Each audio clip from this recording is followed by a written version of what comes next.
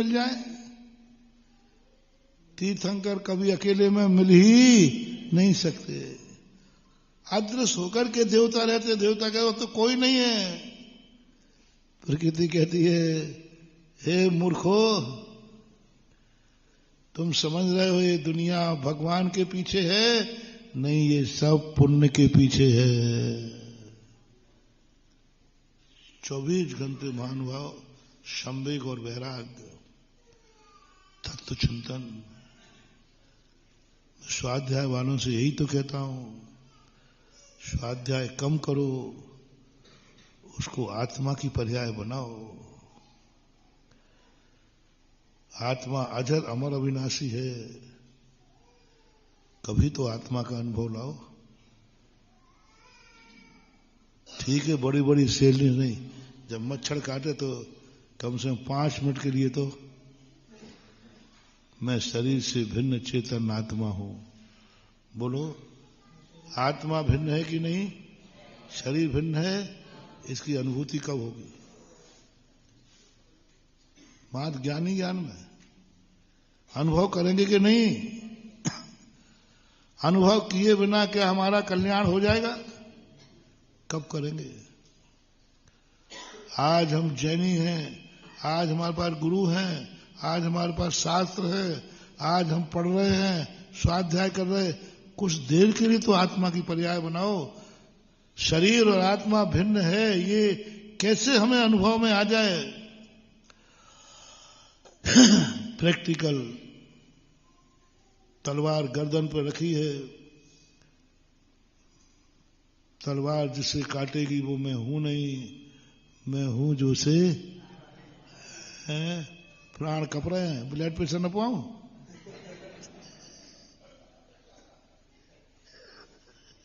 Blood pressure न पाऊं भैया, पल दे दो। और ऐसे महाराज हुए हैं। ये कथन मात्र कथन ही नहीं है, इसको आत्मा को पर्याय बनाने वाले लोग भी हुए हैं और ऐसी दशा को प्राप्त होकर वो मोक्ष में पधारे हैं। तीर्थंकर को विकल्प नहीं आया।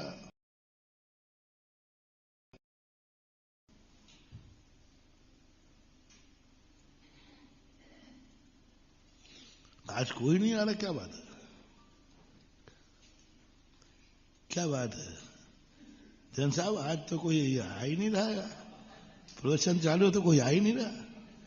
जन साहब कहते मैं भी नहीं आ रहा हूं।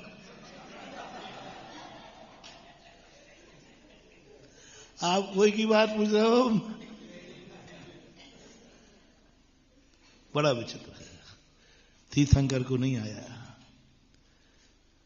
जब सारा जगत उनके आगे पीछे घूम रहा था तब भी उनको नहीं आया मेरा पुण्य कितना है, मेरे चाहने वाले कितने हैं। और जब एक व्यक्ति भी साथ नहीं रहा तो भी उनको नहीं आया। वो पहले ही से जानते थे ये सब मेरे पीछे नहीं है, ये सब ये रत्न मेरे लिए नहीं बरस रहे हैं। तीर्थंकर प्रकृति बरसवा रही है, पुण्य बरसवा रहा है। ऐसी दशा हो अपनी हो रही है तो हमारे लिए दुनिया के अंदर स्वयं अस्तित्व जानो, समय लगेगा। हमारी सारी पहचानें पर से हट जाएं।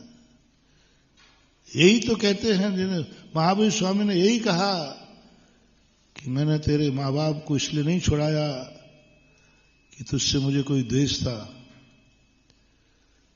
तू उनके बिना भी क्या है ये बता दे।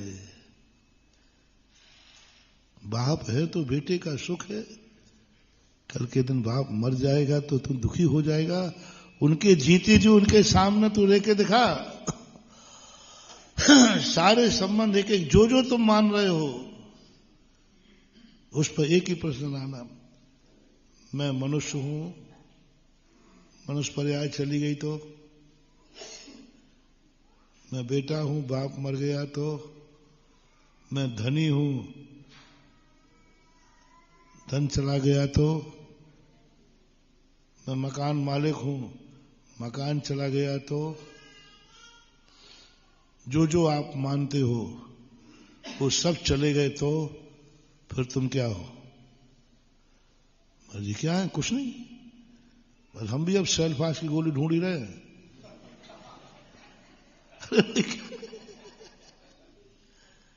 नहीं, सब चला जाए, मैं तो हूं, मैं तो हूं। और जब मैं हूं तो फिर दुनिया में क्या कमी है? सारी दुनिया मेरे के साथ है, मैं हूं तो मेरे भी हो जाएंगे। जब मैं ही नहीं रहूंगा तो उस समय अपने आनंद चतुष्ट हो जाए, ये मरा है, मैं तो जिंदा हूं, मुझे इष्ट वियोग नहीं ले पाएगा। इष्ट वियोग नाम का कोई भी भय नहीं आएगा, क्योंकि मैं तो हूं। अभी शरीर क्यों वो महाराज कहते ना कि सब शरीर छूट गया, मार रहे हैं, पीट रहे हैं, कोई बात नहीं, अभी धर्म तो मेरे पास है। कार्तिक परीक्षा उदाहरण दिया ना, गुरु ने क्या कहा? प्राण ही तो ले रहे हैं, तेरा धर्म तो, बस ज्ञान ही कहता है कोई बात नहीं, शरीर जा रहा तो जाए, मेरा धर्म तो, और जिसके साथ धर्म है, धर्म तो मेरे पास है, मेरा रत्नत्रय तो नहीं छीना, मेरा सम्यक दर्शन ज्ञान चारित्र तो नहीं छूना, वो तो मेरी आत्मा की पर्याय है। और जिसमें मेरा धन है, अब दो चीजें हो गई, तुम्हारे पास 1 नंबर का धन था और 2 नंबर का।